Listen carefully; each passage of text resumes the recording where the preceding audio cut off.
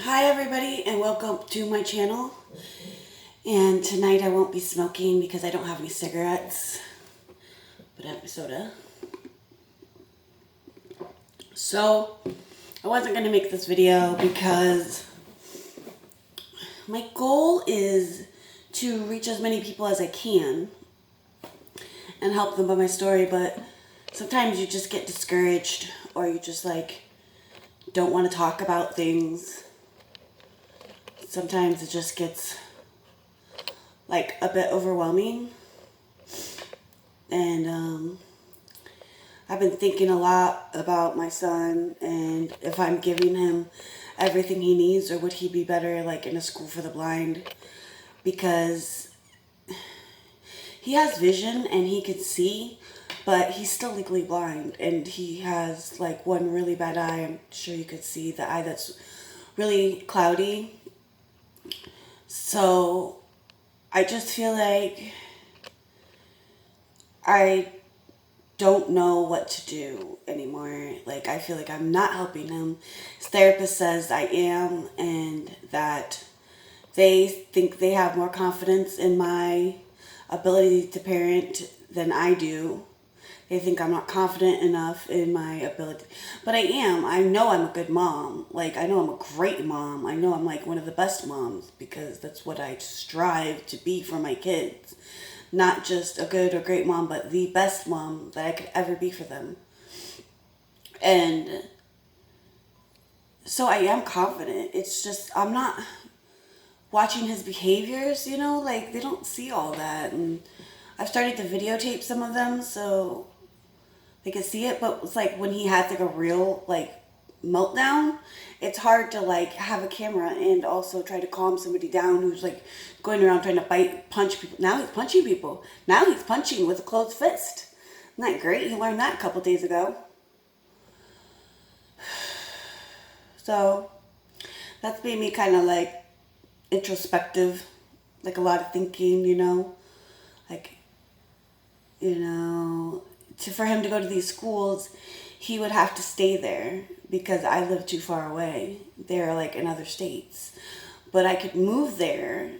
So I think my goal right now is to pick a school, apply, and by the time he gets in, he'd probably be 8 or 9, and then maybe I could move so I could still see my son, and maybe he could live at home still.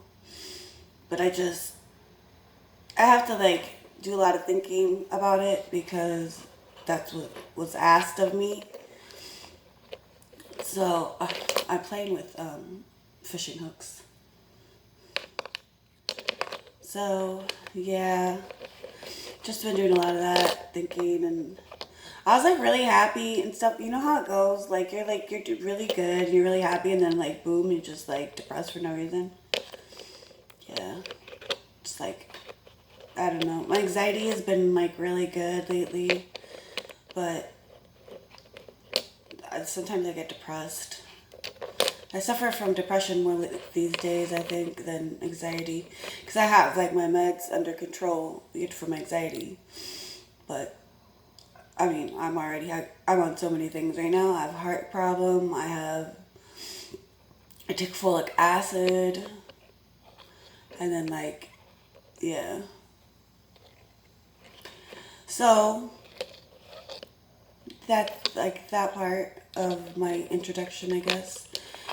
And tonight we are going to talk about the beginning of my marriage. Now, we just got married, and we were homeless at this time because my father-in-law, who owned the house that we were, he owned 2 houses where the family stayed, and then he had my ex stayed there, and I moved in, and then he had 2 tenants, and he kicked us out over some I don't know. This family they fight all the time, and so there was you just be you know how they are, you know how that person is, because it's just real anger problems in this family. A lot of anger. A lot of issues. So, boom, got married. Moved into this lady's house. She was like kind of hitting on my man. I didn't like it. And we ended up leaving, and then we moved all the way to the other side of the state. And my mom helped us out. We got like an apartment, like our first apartment together. And first I think we stayed at my mom's house. Yep. And then we got an apartment.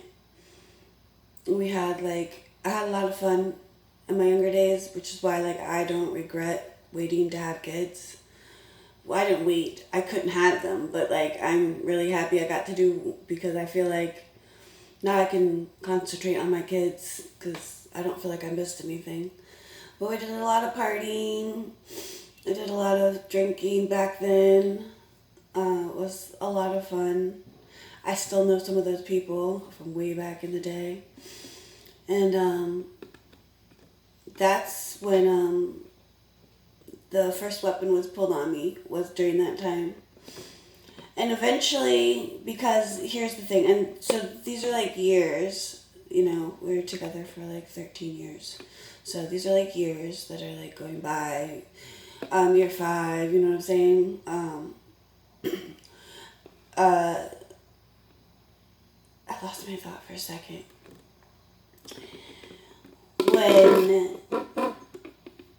Yep, totally lost it. Oh, what a joke, man. Oh. So, I remember what I was going to say. I need to take a break. When you are in an abusive or controlling situation, it starts off really, really simple, and it's they're just helping you at first, and then that person's telling you oh, your best friend tried to, give me fellatio, and that ruined my friendship with someone that I feel so bad for after. But we're still friends, but we're not friends anymore. That was my first friend here, and I just I have moved around so much as a kid and as an adult, that I just don't have friends that are in one place. I have friends all over the world, but I don't have close friends that are close by me or anything like that. And that sucks, because it's ridiculously hard to go see your friends that live far away. Just trying to get on the same page as my friends when I went an hour upstate, it was ridiculous. But I ended up seeing my brother, so it wasn't total waste. I just don't like to go up there unless there's something to do. I just don't like the area. It just gives me bad memories.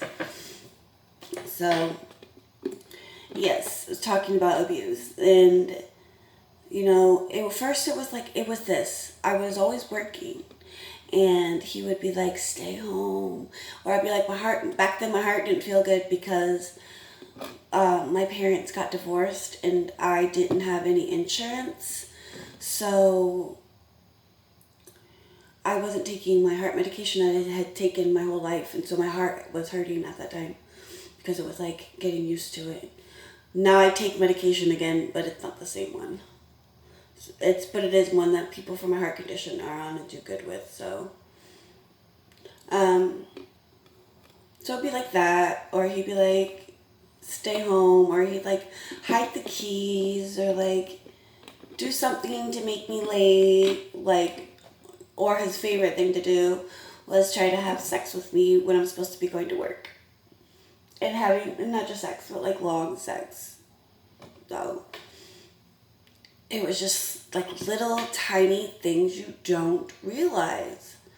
'Cause I didn't realize that. I don't know if other females are like that, but I am, because I'm just not as experienced as some people are.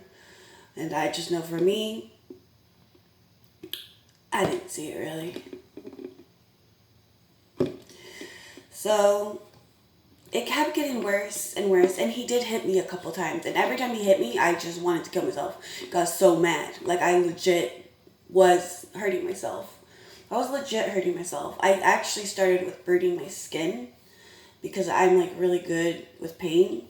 And then when it happened, when I just couldn't take it anymore, because he was like always flirting with women, and he was always putting me down, and he was always doing those kind of things to me and embarrassing me. To talk, and when I say embarrassing, I mean like talk about our sex life to my brothers. Yeah. Or like my mother. Like, he would say some pretty crude things. Yeah. It's crazy going into all this detail now. Like, I know the story is crazy, but the details are just like insane to me now. And I just really want to get my story out. I have a story to tell, and it's an important story. So share with your friends. Do you see somebody that maybe is or knows somebody? There's a situation. I am a good listen to, because I can really tell you. But I survived, because I'm a survivor. Yeah. So,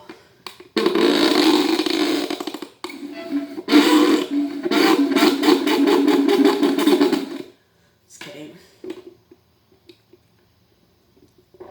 I'm a weirdo. It's okay, I'm a freak. I'm a weirdo. And I'm okay with it. My daughters know I'm a weirdo. So, yeah, I was hurting myself. And I was also burning my skin. Luckily, I don't have any marks from that. I was like really careful and stupid beyond belief.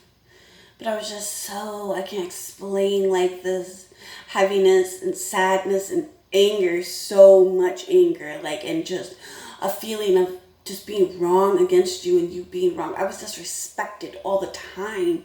He would talk to girls and like basically ask them if they would have sex with him if he wasn't married to me in front of me, and like make it into this like joke that everybody laughed at. And yeah, it was crazy. And so I was really, my spirit was breaking.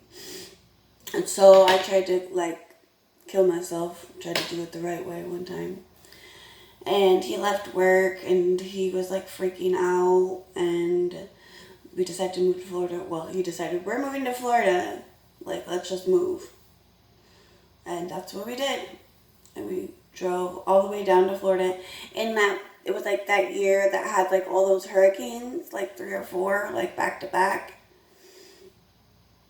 Yeah, that year. We almost like, we were driving in the hurricane.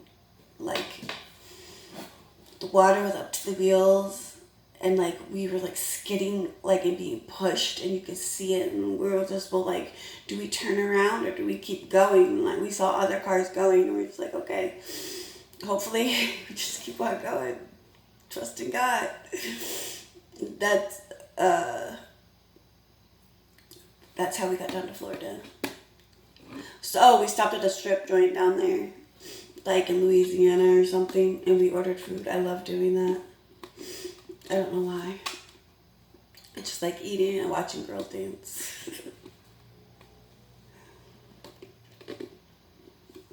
Or I used to, before that got ruined for me too. Yeah. So, I hope you guys enjoyed this video. More to come. And I'll see you later.